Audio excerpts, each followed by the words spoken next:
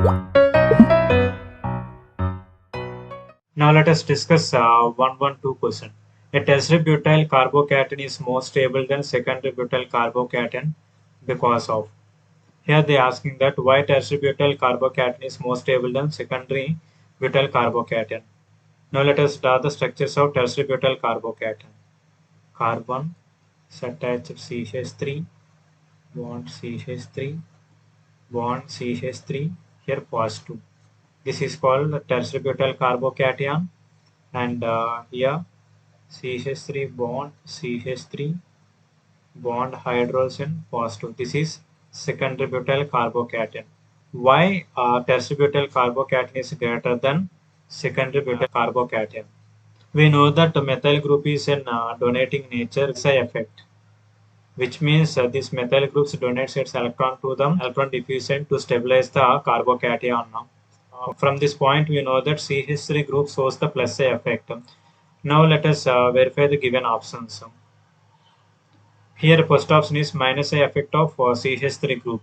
Here CH3 shows the plus a effect or not minus a. So eliminate option 1. Which molecules contains the lone pair of electrons that show plus R and minus R effect? This option 2 and option 3 is also eliminated. Why? Because CH3 group does not containing any lone pair. Now let us come to the hyperconjugation.